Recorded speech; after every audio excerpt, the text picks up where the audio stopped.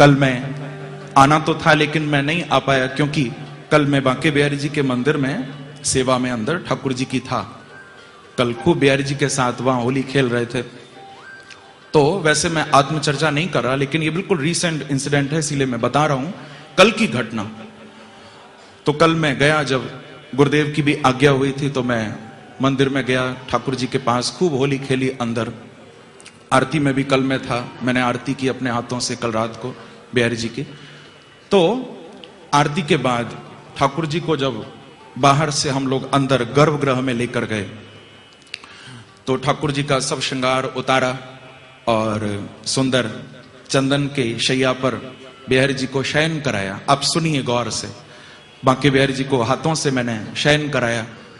और क्योंकि खूब होली खेली ना, पूरा गुलाल में ठाकुर जी हो रहे थे, तो थोड़ा ठाकुर जी को अच्छी तरह पहुंचकर स्वच्छ करके फिर आराम से शैया पर, उस चंदन के पलंग पर सोते हैं बिहारी जी, उस पर सुलाया।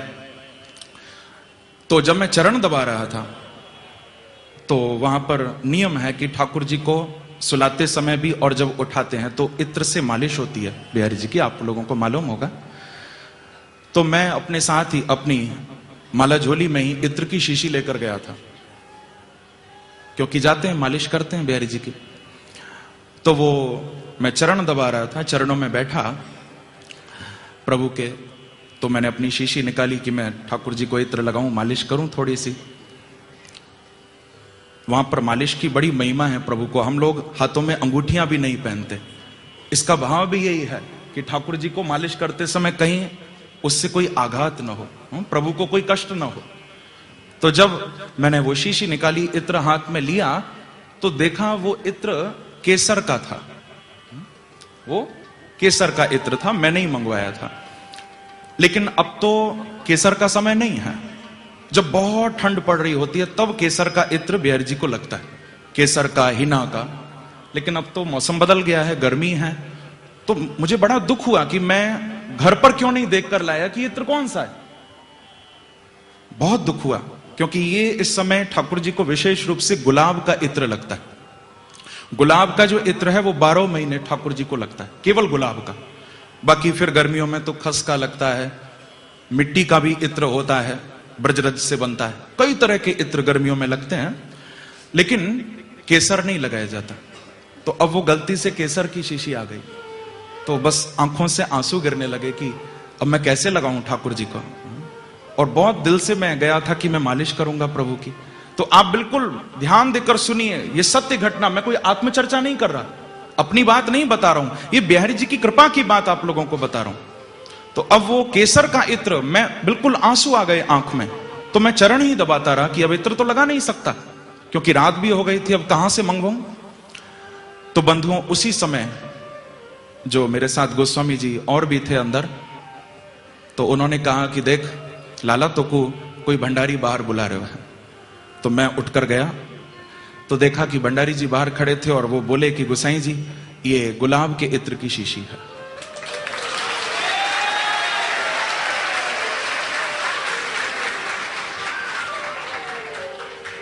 मैंने कहा कि ये आप कहां से लाई? तो वो बोले कि ये गुलाब के इत्र की शीशी आपने नहीं मंगाई। मैंने कहा मैंने तो नहीं मंगाई। तो कहा कि बाहर एक लड़का अभी अभी आया और उसने आकर कहा कि अंदर जो गोस्वामी जी हैं, मैं उनके भजन सुनता हूं, मैं उनकी कथा सुनता हूं, मुझे बहुत अच्छे लगते हैं उनके भजन, उनकी कथा, और उन्होंने मेरे से गुलाब के इत्र की शीशी मंगाई है, तो आप ये गोस्वामी जी को दे दो अंदर। तो उस भंडारी ने मेरे हाथ में वो गुलाब के इत्र की शीशी दी और वो चला गया। मैंने उसको आवाज लगाकर कहा कि मुझे बताओ वो लड़का कौन है, कौन लेकर आया, क्योंकि मैं बिल्कुल हैरान हो गया। उन्होंने कहा वो बाहर ही खड़ा है, मैं भी बुलाता हूं, बहुत देर से खड़ा है। वो बाहर गए और थोड़ी देर बाद आकर बोले कि महाराज वो तो बाहर है ही नहीं, कहां गए?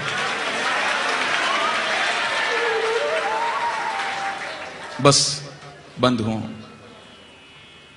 कंपन हो गया पूरे शरीर में अचानक, देखो।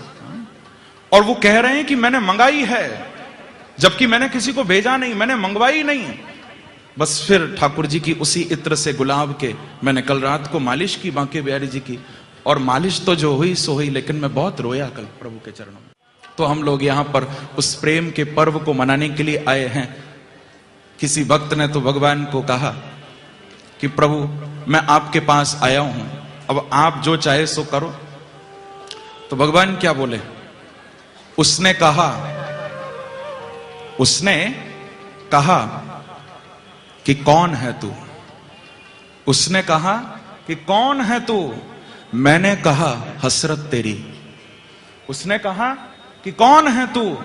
मैंने कहा हसरत तेरी। उसने कहा कि तकता है क्या?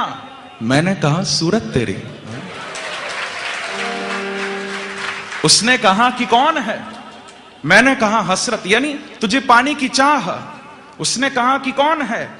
मैंने कहा हसरत तेरी। उसने कहा तकता है क्या? मैंने कहा सूरत तेरी। उसने कहा चाहता है क्या? मैंने कहा खिदमत तेरी। सुनिए एक एक शब्द। उसने कहा कि कौन है? मैंने कहा हसरत तेरी। उसने कहा तकता है क्या? मैंने कहा सूरत तेरी। उसने कहा चाहता है क्या? मैंने कहा खिदमत तेरी। उसने कहा पछताएगा। मैंने कहा किस्मत मेरी।